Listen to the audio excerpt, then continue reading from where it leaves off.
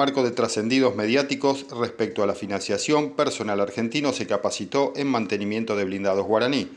Una reciente publicación del Ejército informa que la capacitación en Brasil a efectivos de la Naval Pigüé y de la Brigada Mecanizada 10.